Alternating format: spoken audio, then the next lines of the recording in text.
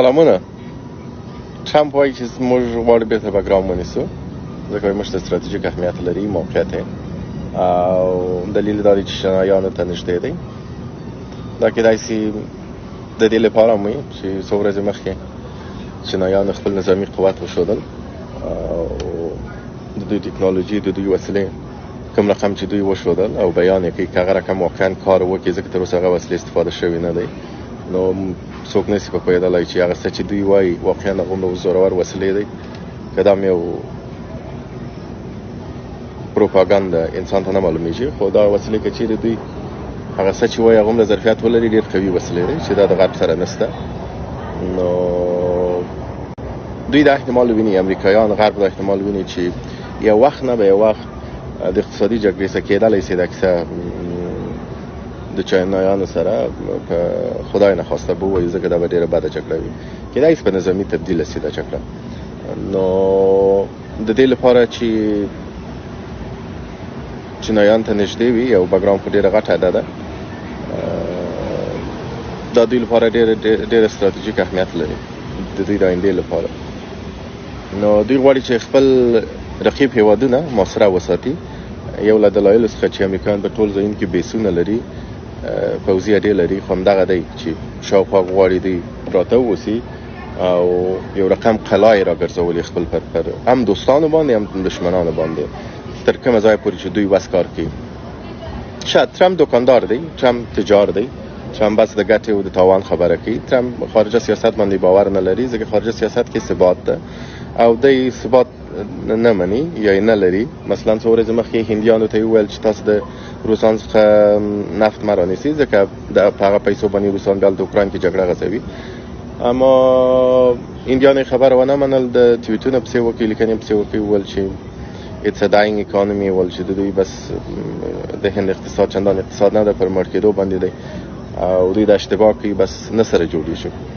بیا په د منځ کې د دواړو هیوادونو هیاتونه سره خبرې اترې وکړې نو بیا سره جوړ شول. بیا وخت وروسته بیرته ټویټ وکړي چې هندیان خو ډېر ستر ملت دی او زما ډېر کلک ملګری دی، بس موږ به ډېر ښه آینده سره لرو.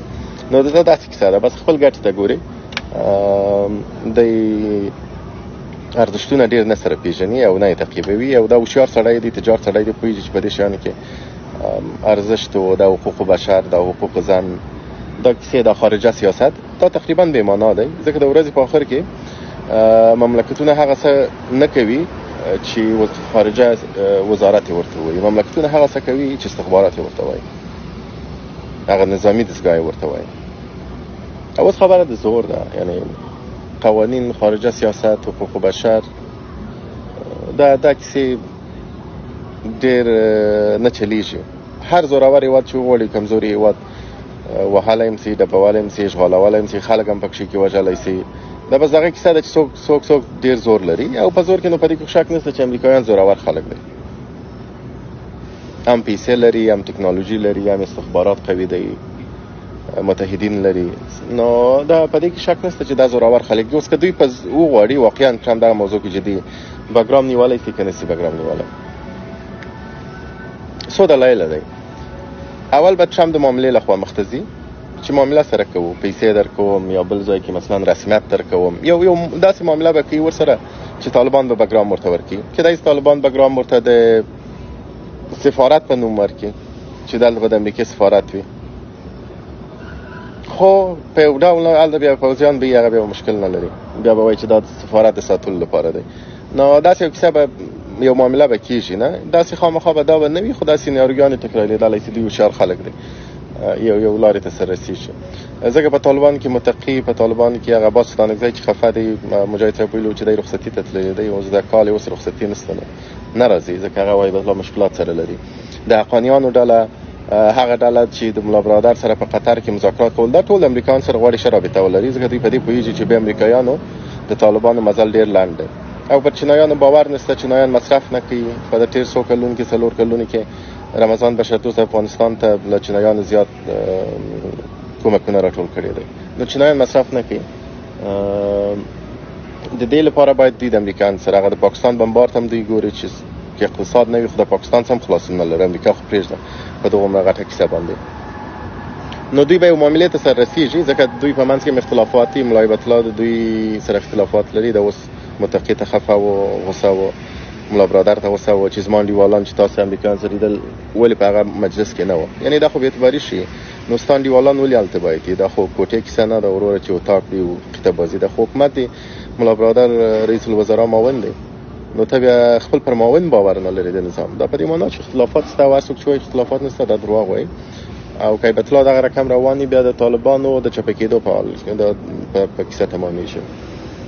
نو اوله خبره معامله ده، پیسې دي ګورو. دویمه خبره د زور خبره ده. زور کې بیا ډېر اسانه کولی شي. ټرمپ همدا کوي، اول معامله که معامله ونه کړي بیا زور کې. زور بې دا ظواهري په 2022 کې وویشته کابل کې، د کابل په زړه کې درته وویشتل. همدغسې ملا هیبت الله هم درته ویشتلی شي. ډېر اسانه، طالب هر مشر درته ویشتلی شي. او دا هغه د پخوا طالب هم نه دي، د 4 کاله مخکې چې وایي چې موږ قرباني ورکوو، جهاد دی او دا او هغه ده. نه صاحبه، عینا لکه په د جمهوریت په دوره کې چې مجاهدین هغه نه ببر وحشي مردار مجاهدین ټول نکتهدار سو، همدغسې طالب کې هم د 4 کاله هغه ایمان میمان هغه د جنگ قوت نشته، هغه اراده نشته. دوی حیاشي باندې اخته سو، دوی پیسو باندې اخته سو، دوی په ضد مرمیو اخته سو، باډیګارډان، سکرتران، 4 ودونه خارج. نو دوی زه فکر نه کوم چې اوس بیا جنگ ته آماده وي. دوی یوازې ملا هیبت الله لپاره د ټول طالبان ځان نه قربانوي، ځکه دوی بیا اوس دا ځل د تېښتې لاره هم نه لري، چیرې به تښتي. نو افغانیان هم دغه شی غواړي. افغانیان هم غواړي چې امریکایان سره دوی رابطه ولري. نو چې امریکا وغواړي هر مشر په نشه کولی شي. او بهانه هم ورته جوړه ده چې حقوق بشر نه مراعتي، د ښځې حقوق نه مراعتي، ترهګر دي، القاعده ته ځای ورکړی دی، چې ورکړی دی، په دې کې شک نشته. یعنې 100 بهانې ورته پیدا کېدلی شي او څوک یې پوښتنه هم نه کوي. نو تاسو وایئ چې هغه افغانستان چې رسمیت نه لري څوک به یې پوښتنه وکړي؟ د قطر چا پوښتنه وکړئ؟ اوس افغانستان مهم دی که قطر مهم دی؟ قطر بیخي ډېر زیات مهم دی. دونه پیسو سره، قدرت سره، د اوس ټرمپ ته 400 میلیونه باندې یو طیاره په تحفه کې ورکړي، یعنې ډېر مصرف کوي. د ټرمپ هغه خلک خوشېږي چې مصرف ورکړي. اما هېڅ نو ته وایې د افغانستان پوښتنه به څوک وکړي؟ په دې طالبان پوهېږي د افغانستان پوښتنه څوک نه کوي او په هر بهانه یې دوی ویشتلی شي. نو اوس به وګورو، وخت به دا ثابتوي چې ټرمپ څومره جدي دی او دا وګورو چې دی څومره د ټیم دا مهارت لري چې دا شی په زور ځینې نیسي که په معامله باندې ځینې نیسي. خو ځینې نیسي که اراده یې، که اراده نه وي دا مطبوعاتي خبرې بیا دومره جدي خبره نه ده.